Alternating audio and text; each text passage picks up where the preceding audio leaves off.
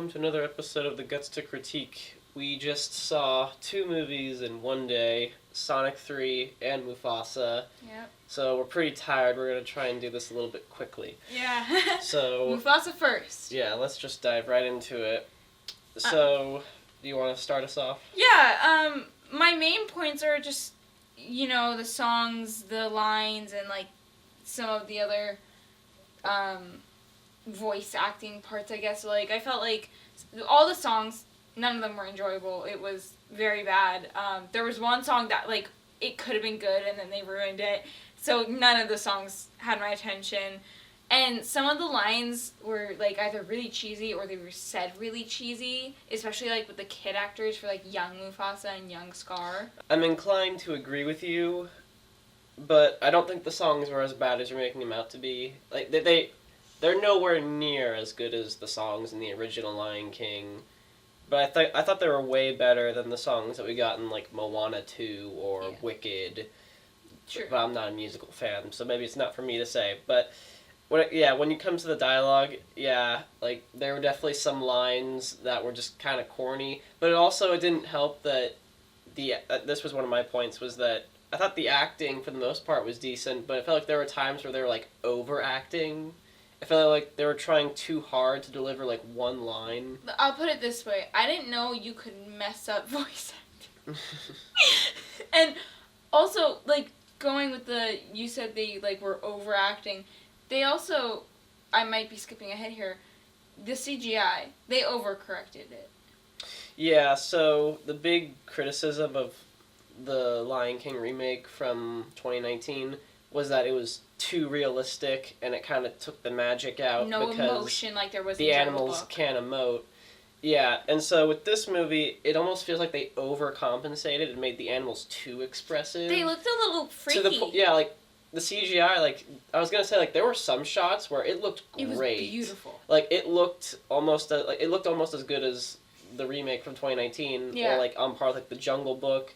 But then there were some shots where the lions would make a face, and it just looked so uncanny. It was either it looked fake or it looked creepy. Yeah, there were a lot of shots where it was a close up of their face, and this is shots. Really uncomfortable. There were a lot of shots where you're just in their face. They're just and it's kind of uncomfortable. Yeah, and I also noticed they were really weird with the headroom. When you're filming something, you want to make sure you have to. There's this thing called rule of thirds, where you want to make sure that the heads and the people are. You want to make sure that your subject is placed correctly in the frame so that it looks interesting, and that it fits well. And with this movie, it felt like there were a lot of shots where, the lions' heads would just go off the screen. Yes. And it was can you tilt the camera up a little bit? I also felt that it could have been that, or it could have actually been a scaling issue, but that felt like it gave the illusion of their size changing, their head size. Sometimes I felt like their manes were bigger than their actual face. Mm-hmm. And, it, in the shot before that, their manes were much smaller, or at least their face was much bigger, and so I felt like the sizing was off because of that. Or maybe that was just me. Yeah. Rafiki, in my opinion, was the best character in the whole movie. I love Rafiki. I thought Rafiki was, the character that was done the worst. He was done the least justice in the remake. They did him dirty. Because in the original movie, he's fantastic. He's so much fun, and he's so wise. And in the remake, he's just he's a monkey. He's there. He's there. They needed him. And then him. with this movie, I felt like they kind of got back a little bit more of the spirit of the original movie. He's a little bit more fun. I love He's a little Rafiki. bit wiser. So Rafiki's my favorite. I really liked Rafiki in this movie. A huge improvement over how he was in the last movie. I guess since we're getting back into the the backstories and the characters and stuff, Scar's backstory, his transition was very forced. Yeah, when it was just Scar and Mufasa as little brothers and they were playing and hanging out and stuff, I thought all that stuff worked really well. I thought their dynamic was really good. Yeah. It was believable. I cried a lot. But then his transition to how he becomes the Scar that we know in The Lion King, it felt very abrupt. It literally happens in one scene. Yeah. And he completely changes his mannerisms, his tone. And it's like no one notices that he's acting a little bit strange. Literally, this is how I would describe it. They got an hour and a half into the movie and went, "Oh, we haven't explained how Scar became Scar yet. Oh, just do it now. Go ahead." It felt That's very, what it felt like. It felt very last minute, like they forgot about it and then just crammed it in there. But like, I enjoyed it. Yeah. I thought it was a solid. Like, I love Lion King, and so spending more time in that world, like with these characters, telling a new story that we haven't seen before, I really liked that. Yeah. And I did think that there was a little bit of like magic and charm to it because they could emote and express themselves. Yeah, overall, I'd give it like a solid 6.5 out of 10. Oh, I forgot that rating. Yeah, we gotta rate it. I enjoyed it, but this is nowhere near as great as the original Lion King. It's certainly an improvement over the remake from 2019, but it's still like it's just good enough. You're gonna hate my answer. I promise it's not a range though. Oh, it would be a 7, but because I hated all the songs, it's a 6.5 out of 10. The songs weren't that bad. Okay, whatever. Okay, as someone who does actually enjoy musicals, I preferred Moana and Wicked, which Wicked was actually, they're actual Broadway written songs, so that's gotta be good. But Moana 2, I prefer over this. And that's saying something. Okay. Transition time. We are going to Sonic 3 now.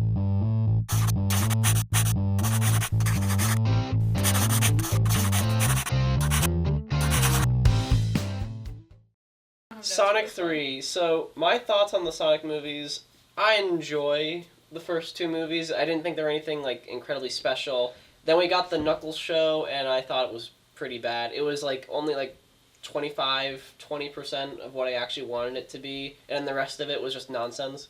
And so, I thought this was easily the best of the Sonic films. This was easily the strongest. It was easily my favorite, because it kept everything that I enjoyed about the previous two movies and got rid of a lot of the stuff that didn't work, and it doubled down on the stuff that I thought really worked well. So, I haven't seen the first Sonic in full since we saw it in the theater.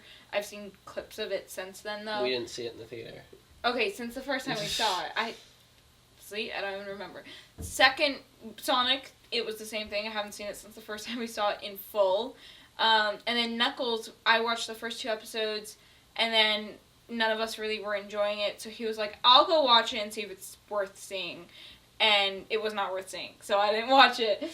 And you don't actually have to in order to understand this movie. I feel like it doesn't tie in that much, so you can skip the Knuckles show. Just watch the first 2 Sonic movies and you're all caught up. Don't suffer. And so based on my memory, I totally agree. This one was my favorite of the Sonic films and projects. And I think a lot of that comes down to a couple things, but one of the things was like they really increased the stakes. The stakes were much bigger here, and the scale was much bigger, and you could just feel it. And like there's a lot more like emotional weight to this movie, in particular with Shadow, his backstory, and like everything with him, like his motivation. Like it was very emotional, and I was really on board with it. It didn't feel forced at all. It felt very natural. And it felt like it kind of evened out all the silliness of this movie. Like, when the movie first starts, it was like, okay, this is, like, more of the first 2 movies. It's kind of silly. And then they dive into his backstory. So serious.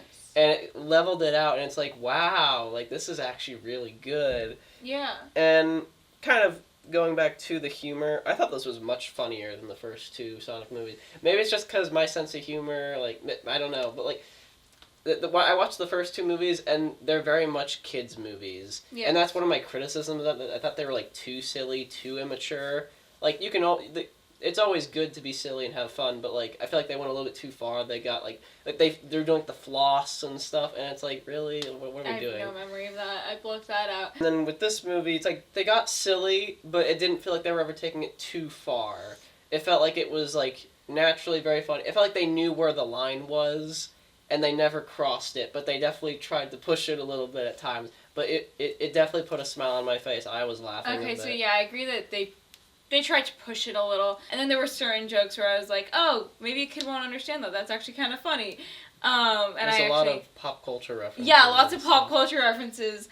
And I also the first two movies were very kid oriented, and I appreciated that this one was more like aimed at everyone. It was more broad. It was more broad, and so everyone could appreciate it, and like people who like grew up with all the references, that they like all the pop culture references, and they could understand it.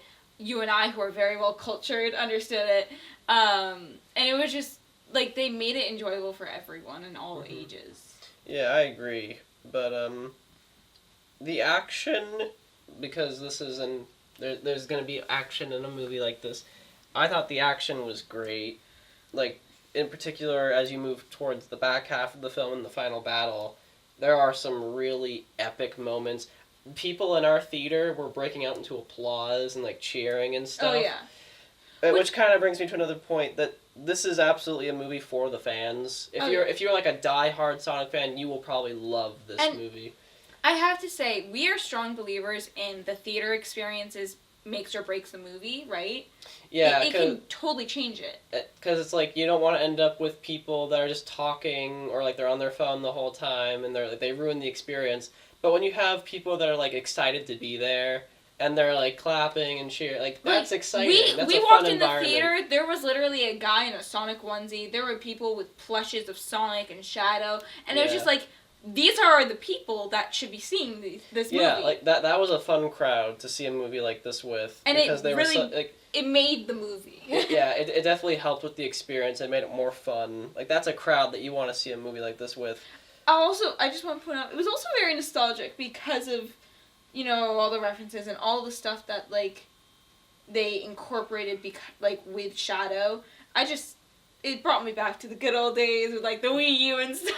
Mm-hmm. I don't know. Talking more about... Actually, you know, that was pretty much it. That was pretty much all the notes I have. There's a post-credit scene. Like, it's more like a mid-credit scene. There's a mid-credit scene and a post-credit scene. And the post-credit scene is, like, at the very, very, very, very, very end. Like, after all the thank yous and stuff. That's what a post-credit scene is. Well, sometimes it's before. It's... Okay.